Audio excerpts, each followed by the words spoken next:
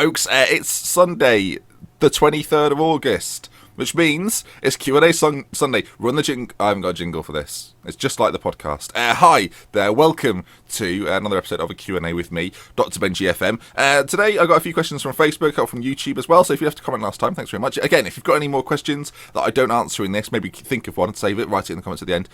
Then, yeah, I'll refer to them for next week's Q&A video, as well as asking on Twitter and Facebook every week. Links to those are in the description down below. Anyway, let's get to the first question then. And it comes from Facebook. Sam Hawks asks, what do you think of clubs like Manchester City and Chelsea spending so much money? Do you think the FFP rules should be tightened and changed?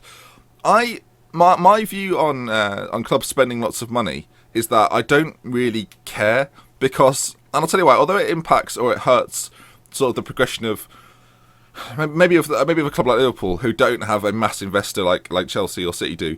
I watch football for entertainment purposes, and if the best players play in the same team in the leagues that I watch, then that's kind of fine with me. Of course, personally, it affects the fact that my team don't do so well because they're having to fight the financial power of, as you say, Chelsea and City. But I like being able to watch the best players, and if City are bringing those in, or Chelsea are bringing those in, then I think that's exciting. I think that makes the league I watch that much more entertaining. So really, I know it's not fair, but football's never been fair. When Manchester United were dominating, like they were spending 30 million on a player every year, so it's not like this is a big new thing. It's like teams have done this forever. Do you know what I mean? So it's not a big shock. And when I say, sorry, people are going to pull me up on that. When I say 30 million, I mean Manchester United aren't averse to spending 30 million here and there on footballers, Rio Ferdinand, Wayne Rooney, Varane, etc. I know they were sort of doing it to fight against the might of Chelsea at the time, but it wasn't like they weren't doing it, and they were successful doing it. And you know, these things happen. That's why when Arsenal won the title under Arsene Wenger,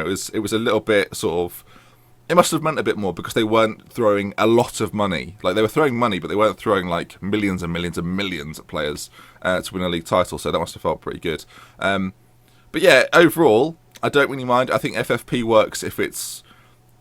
Like if it actually works, like everyone says, "Oh, Chelsea, be very careful with FFP," and then everybody's reporting that they're willing to spend 100 million on Pogba and John Stones. That was in no way edited. I just totally forgot who John Stones was. Anyway, thank you for the question, Sam, and we'll move on to the next one. George Clark asks, "Who do I think Liverpool's unsung hero will be this season?" I think it might well be Simon Mignolet. That's quite a straightforward answer, really. I think he had a very good. Well, actually, I'll say this. He's had a very good 2015. At the beginning of last season, he was pretty woeful, but he seemed to pull it round. Brad Jones came in, and when you're being dropped for Brad Jones, you reassess your career pretty quickly. I think that's what happened to Simon Mignolet. So, yeah, I think Mignolet will have a good season this year, and no one will really talk about it. I imagine the defence will get a lot of credit this year because I think Liverpool's defence is better this year. I just think it'll be interesting to see who gets the credit out of Mignolet and the defence, and I think it's probably a little bit of both. But, yeah, unsung hero, Simon Mignolet. I can't believe I've just said that, but yes. Edward Pullen asks, when you were younger, what position did you play, and was I any good? I started off playing. I think when I was very young, I started off as a defender, but I enjoyed playing central midfield a lot more. So yeah, I was more of a central midfielder, more creative than combative.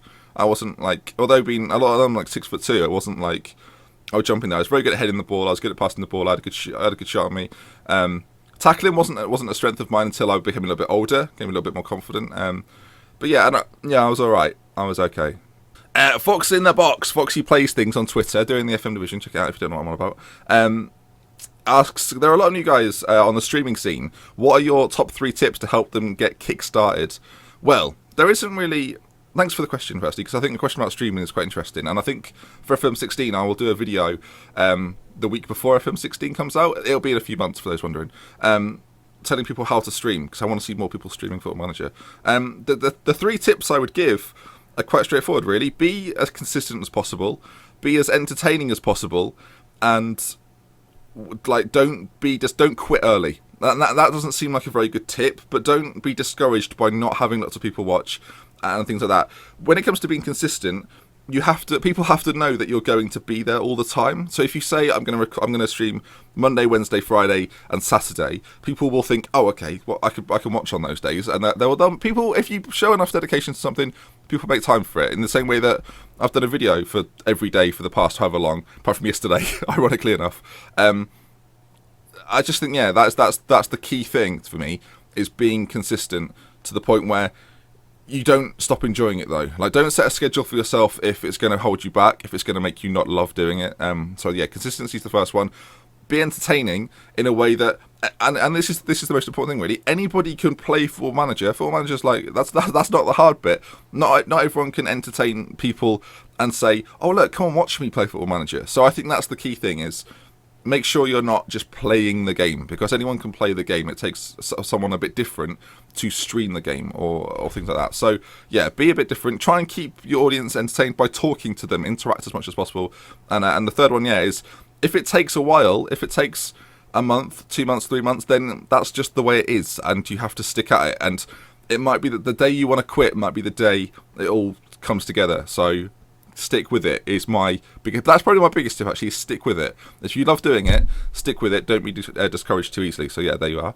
I think I've answered that quite well. Okay, and the final question comes from Jay Cover, who asked me, what is your favourite World Cup team you've ever seen? He said this was Colombia of last year with Jimmy Rod. Yeah, I agree. Last year, Colombia were exciting, weren't they? I wouldn't go with Colombia. I'd go 2002. I was 12 years old. And any team that had Cafu, Roberto Carlos, Zidane, not Zidane didn't play for Brazil. Rivaldo is who I was thinking of. Ronaldinho, Ronaldo, Kaká. Any team that had that team or those players was a favourite of mine. That was the last time really that they came together and they were fantastic. 2002 was like the peak for a lot of those players, and it was when Ronaldinho was like just coming onto the scene as well, which made it even more exciting. But that Brazil team, they obviously won the World Cup as well, was scintillating. I think you forget how good Ronaldo was as well, but that World Cup certainly showed just why he is as good as he is. And it still annoys me a little bit that Klose has taken his record for goals, because I think Ronaldo was pretty special. And I think with Messi and Ronaldo these days, they're obviously the new Ronaldo, I think it takes away a little bit from just how good Ronaldo was. And if he played in a team with the likes of Messi and Cristiano Ronaldo, he would be seen as this godlike player. And I think people of a certain generation remember Ronaldo like that. So yeah, I like Ronaldo is what I'm getting at. He was very, very good, as was Ronaldinho, as was Rivaldo, as was Roberto Carlos, as was Cafu. Yeah, that Brazil team, I enjoyed it a lot. Okay, and that brings us to the end of the Q&A, but not the end of the video. There's two things I want to tell you about. The Parma Drama t-shirts, you've seen the advert I've been putting at the end of little videos. They're out for about 24 more hours. There are links in the description if you want to get a Parma Drama t-shirt.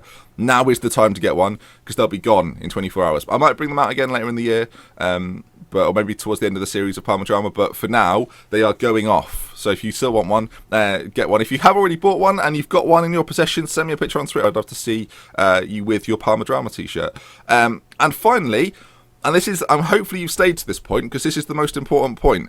I have got a survey that I've done that I want you to fill in. If you like filling in surveys, perfect, because I've got a survey I'd love you to fill in, which is about my content. I'll mention it in tomorrow's Parma Drama video as well. But I've got a survey that I really want you to fill in. It's about my content. It's about what I'm going to do for FM16. It's about what I'm going to do for streaming, what I'm going to do for other little bits and pieces. So if you can fill it in, that'd be great. I did one last year. It got like 400 people did it. So if you can get around those numbers again, it gives me a great idea of what you're into, what you like, what you want to see, what you don't want to see. So yeah, they'll be in the link in the description. All you need is a Google account. You sign in, and you can fill it in. I think you can fill it in anonymously, but that doesn't mean I want you to be a dick. So, but yeah, fill it in and let me know what you think. Anyway, that brings us to the end of the video. I hope you've enjoyed it. If you have enjoyed it, please leave a like on it. If you want to see more, subscribe to the channel. And from me, Dr. Benji, thank you for all the support recently. 8,000 subscribers, we've just hit it. That's mental. Just thank you so much. I'm having the most fun. Let's just keep having fun. Yeah, all this week there'll be Parma Drama uploads and a couple of international dramas as well. So, with love with care, from me, Dr. Benji. Until next time, goodbye.